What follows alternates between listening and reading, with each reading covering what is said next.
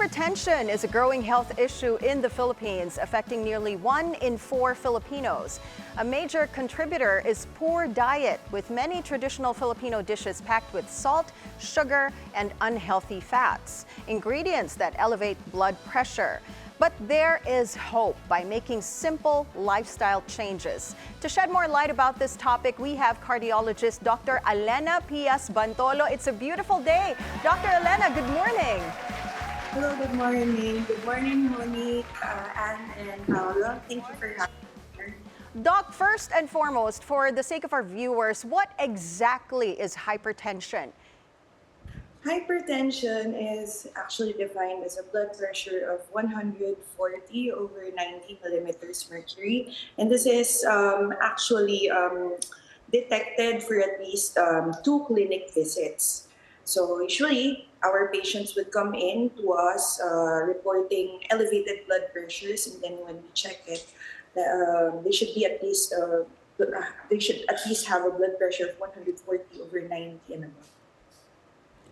And Doc, what are the primary factors contributing to the high rates of hypertension in the country?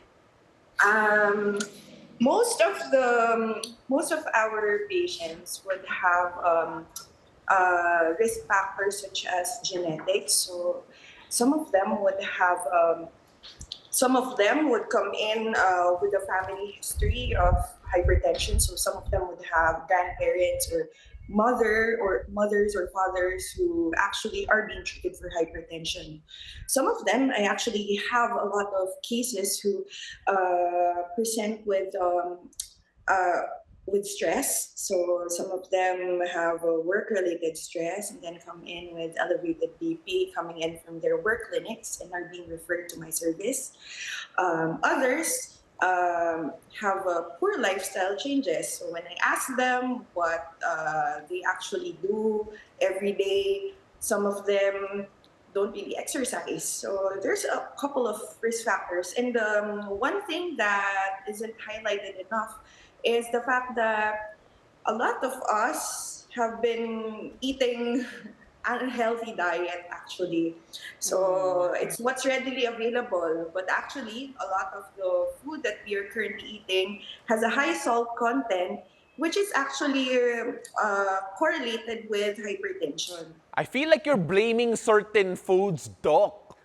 When you take a look at which foods you find yourself addressing the most based on your experience po, which cuisine, what types of food that siguro most Filipinos actually end up enjoying that actually may be a bit harmful and help contribute to hypertension?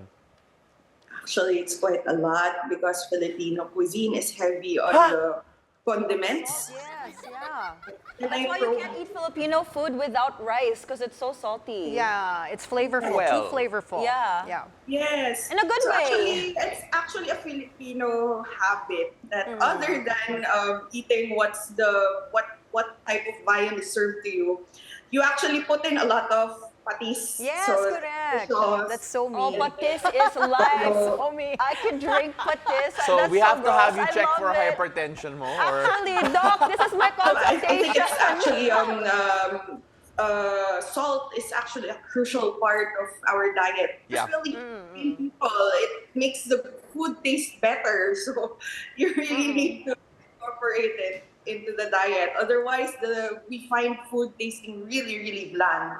So that's why I find a lot of times when I tell patients that really need to cut back on salt, and then I start with telling them, well, you could try avoiding putting in excessive amount of condiments such as ketchup or soy sauce, and then they get really shocked because it's a crucial part of their habit. It's almost innate among Filipinos to put in a lot of things to make it taste better. Akala ko galit ka sa ketchup. You mentioned ketchup twice eh. But Doc, when you're talking about the fact that, okay, sabi mo nga, sometimes it's traditional Filipino cuisine that is part of the culture. How are the rates of hypertension in Filipinos in general? Is it relatively high compared to siguro the general population? And of course, just how much of a factor really is the fact that, okay, yung traditional cuisine natin is a bit on the salty side? Well, there's a recent survey done by the Philippine Heart Association. It's called Presyon 4, and it just revealed that 37% of Filipinos are actually hypertensive. That's almost 4 out of 10 Filipinos, and it said that it's higher than the previous years. Now, one good risk factor that I have mentioned is because a lot of us eat a lot of salt, and then the lifestyle changes. I think it's also universal. A lot of people are actually, it's a worldwide concern that many people have sedentary lifestyle, so we don't really exercise more. Although I see in social media that a lot of people are starting to have an active lifestyle, but I think all of us need to work more on that.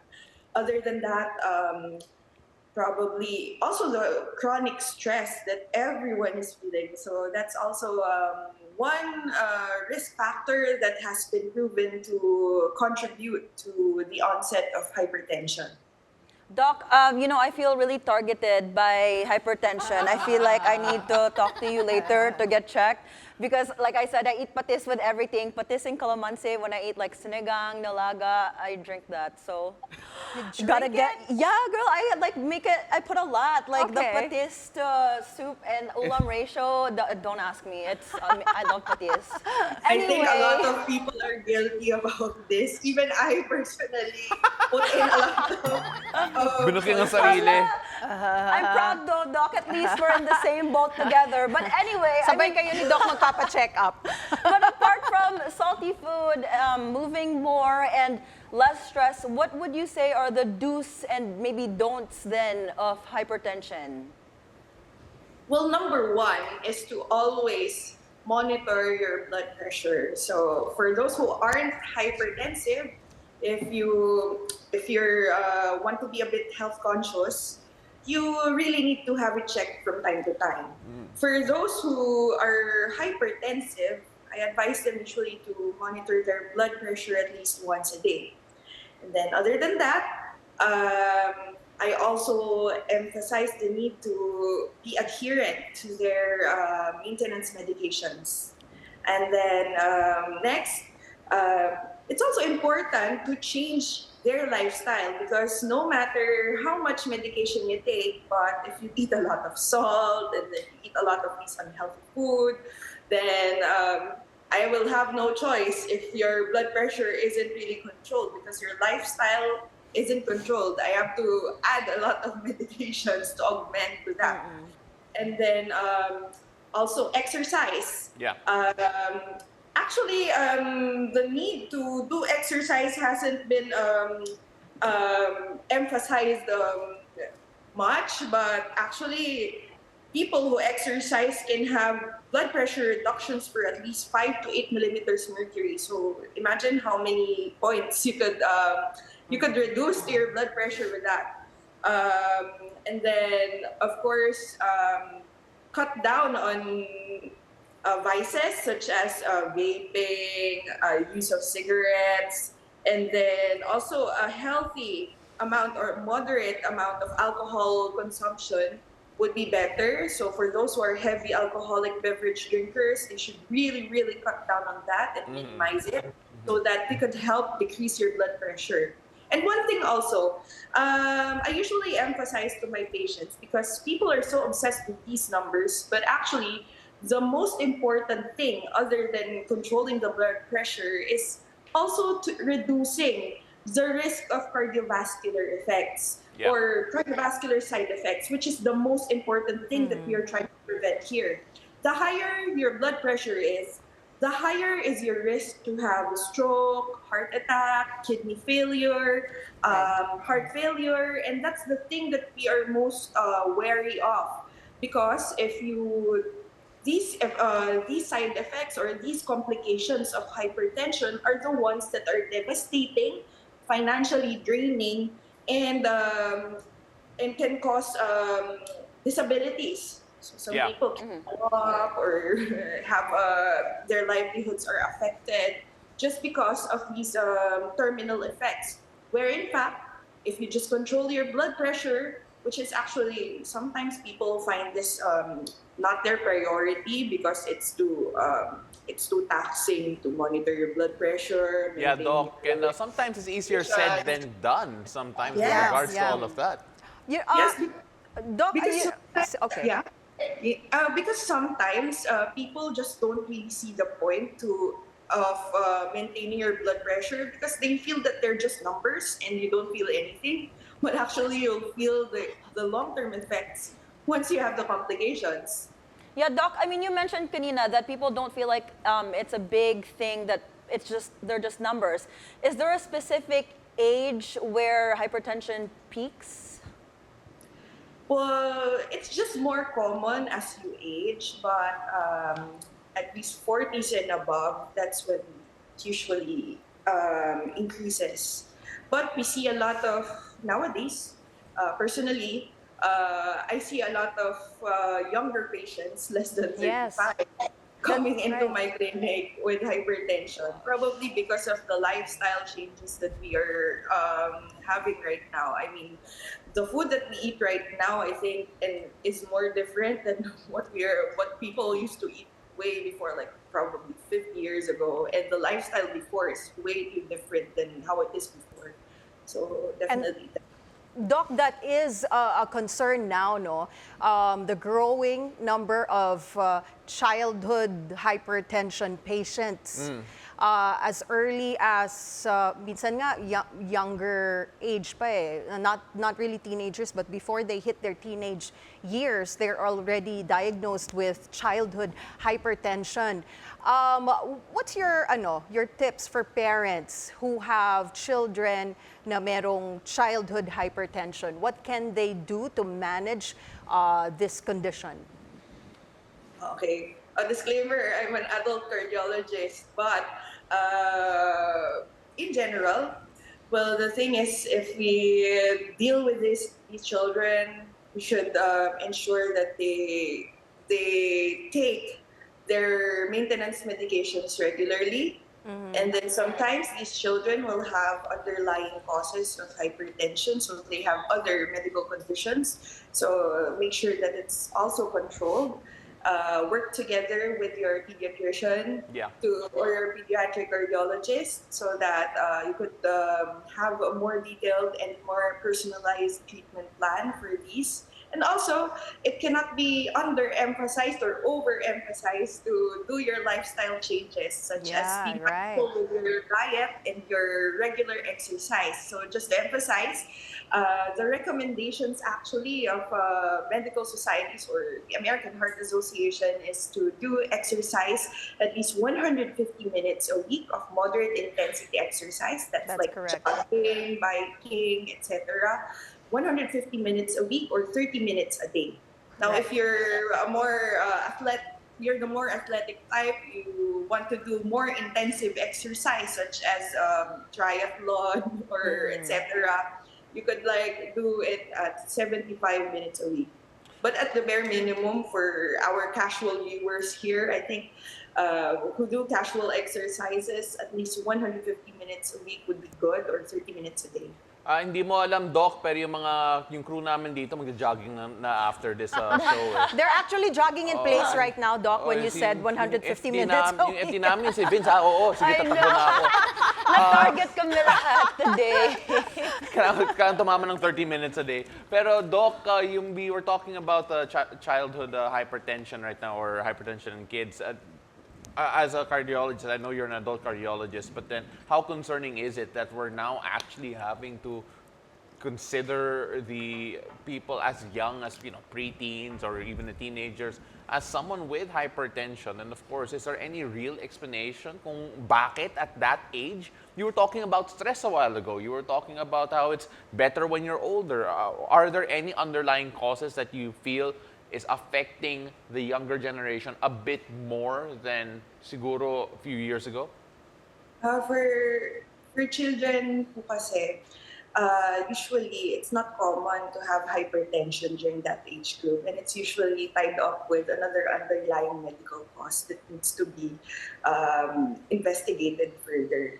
So, idiopathic hypertension or primary hypertension or hypertension only, not tied up to any other problem, is actually more common among the older population. But recently, like for me in my clinical practice, I find people who are in their late 20s or early 30s who come in with hypertension, which is not really common. I mean, primary hypertension, which Yeah. is not really that common, mostly because of the stresses in life. You know what? When You I- just mentioned when the I key ask word them- there, Doc. Right before we let you go, because we're running out of time, one of the keys you mentioned a while ago is stress, or at least how we handle stress. How would you suggest that we handle the stress levels in our lives so hypertension is not as much of an issue?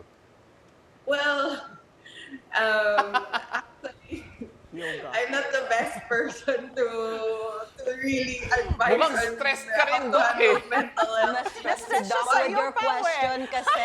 But I tell them that each person handles stress differently. Perhaps first they need to identify what really causes the stress, and then they could try identifying it. If it's work, I can't really presume how or dictate anyone on how they want to manage their work stress, but at least be mindful, and then at least make sure that they have adequate amount of sleep, at least 6 to 8 hours, and then probably practice mindful living, mindful exercises, etc. And if they feel that they need any medical attention or psychological attention, that's really good. That's also a good place to start. Well, you heard that, girls. Stay very mindful. Yes. It's As hard. Doc Alena has mentioned. Maraming salamat, Doc. Thank you Thank very you, much Doc. for joining us. Thank you. All right, ladies and gentlemen, so you've heard it.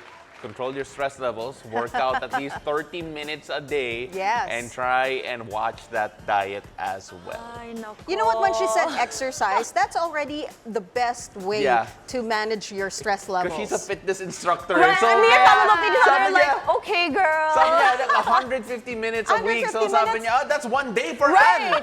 And then me and Paolo, nothing. Oh my Sa gosh. food lang. No, but really, exercise. Oh yeah, no, we agree. We agree. I know Yeah. movement is very important, so I need to incorporate more movement. You know what? I told myself last year I will move more this year. Has that happened? No, it's about to be January. So 2025, I'm coming for you with movement. Still have time, Mo. What month? 2025. Start now. It's almost coming. Listen, you're gonna wake up one day, 2025 na. That's next week na. No, it's not. Time is flying.